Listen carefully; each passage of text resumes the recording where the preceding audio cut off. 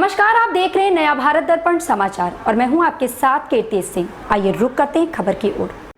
विधानसभा घेराव के दौरान लाठीचार्ज के विरोध में भाजपा नेताओं ने काला बिल्ला लगाकर विरोध जताया। बोकारो जिलाध्यक्ष भरत यादव ने लाठीचार्ज पर सरकार की निंदा की।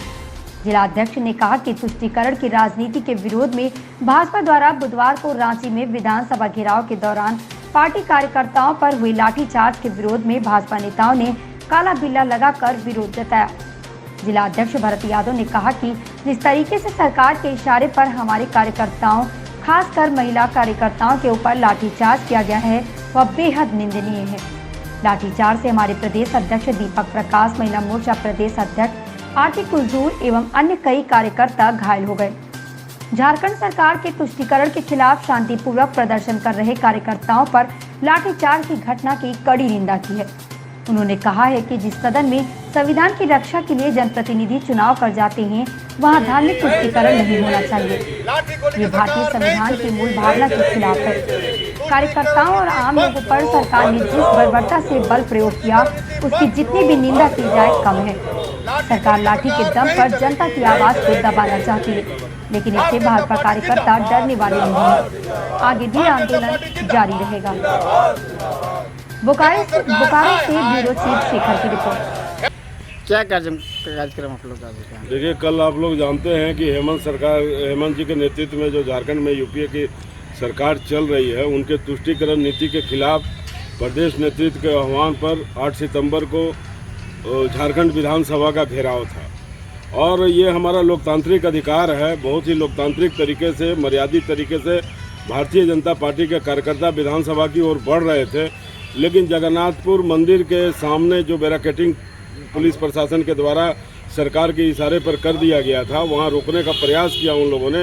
हम लोगों ने बहुत निर्णय विनय उनसे किया कि भाई हमारा विधानसभा तक हम लोगों का जाने का कार्यक्रम है, और वहां पे वो लोग जो है सो जबरन हटाने के लिए कार्यकर्ताओं को लाठीचार्ज किए।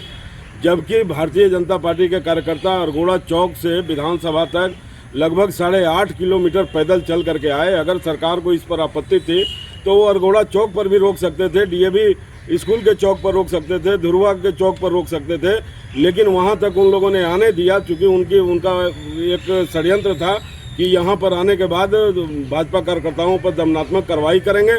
और जैसे ही वहाँ पर कार्यकर्ता पहुँचे, वहाँ बैरिकेडिंग के सामने नारेबाजी कर रहे थे, तो उनको हटाने के लिए बल प्रयोग किया गया। यहाँ तक कि महिला कार्यकर्ताओं को घसीट करके मारा गया। बहुत ही दुखद है कि सरकार के इशारे पर बहुत ही बर्बरतापूर्ण कार्रवाई प्रशासन के द्वारा की गई। उसमें हमारे माननीय प्रदेश अध्यक्ष दीपक प्रकाश जी घायल हो गए।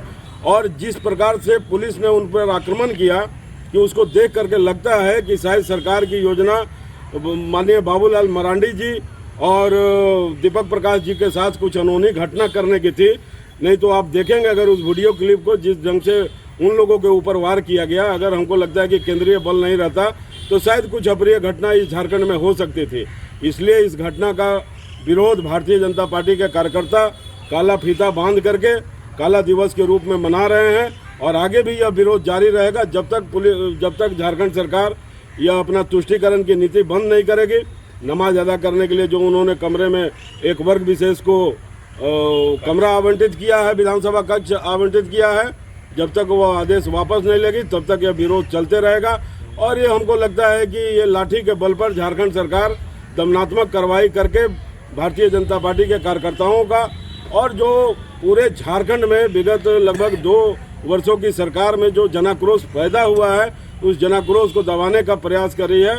तो हम लोग माननीय हेमंत जी से कहना चाहते हैं कि लाठी के बल पर न कार्यकर्ताओं की आवाज़ को दबाया जा सकता है, न झारखंड में जो जनाक्रोश पनपा है उनके निकम्मेपन के कारण उस जनाक्रोश को भी नहीं दबाया जा सकता।